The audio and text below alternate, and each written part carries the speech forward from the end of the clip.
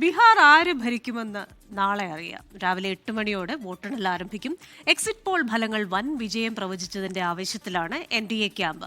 Record polling ഭരണവിരുദ്ധ വികാരത്തിന്റെ തെളിവെന്ന മഹാസഖ്യം കണക്കുകൂട്ടുന്നു. തെരഞ്ഞെടുപ്പ് ഫലം പ്രേക്ഷകരിലെത്തിക്കാൻ ടീം 24 സജ്ജമാണ്. വാശിയേറിയ പ്രചാരണം, ചരിത്രത്തിലെ ഏറ്റവും വലിയ പോളിംഗ്, എല്ലാത്തിനുമൊടുവിൽ അധികാരം ആരുടെ കൈകളിലേക്കെന്നറിയാൻ മണിക്കൂറുകൾ മാത്രം നീളുന്ന കാത്തിരിപ്പാണിനി. 38 ജില്ലകളിലായി 46 വോട്ടെണ്ണൽ കേന്ദ്രങ്ങൾ സജ്ജമായി കഴിഞ്ഞു. കൃത്യം 8 മണിക്ക് തന്നെ വോട്ടെണ്ണി തുടങ്ങും. എക്സിറ്റ് പോളുകൾ വൻ വിജയമാണ് NDAക്ക് പ്രവചിക്കുന്നത്. JDU കൂട്ടത്തിൽ കൂടുതൽ നേട്ടമുണ്ടാക്കുമെന്നും. നിതീഷ് വീണ്ടും മുഖ്യമന്ത്രി കസേരയിലേക്കെന്ന് ഉറപ്പിക്കുന്നു മുന്നണി.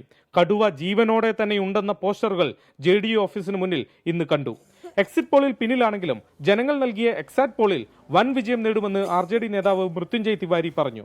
ബീഹാറിൽ വൻതോതിൽ വോട്ട് കൊള്ള നടന്നിട്ടുണ്ടെന്ന് ആം ആദ്മി നേതാവ് സഞ്ജയ് സിംഗ് ഇന്ന് പറഞ്ഞു.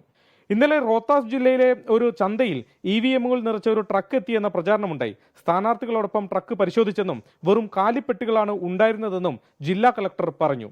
24 പട്ന. ലോകത്തെവിടെയായാലും ഏത് സമയത്തും 24 വാർത്തകളും ഓഗ്മെന്റഡ് റിയാലിറ്റി പാക്കേജുകളും എക്സ്പ്ലെയിനറുകളും വിശദമായി കാണാൻ ഞങ്ങളുടെ YouTube ചാനൽ നിങ്ങൾക്ക് സബ്സ്ക്രൈബ് ചെയ്യാം.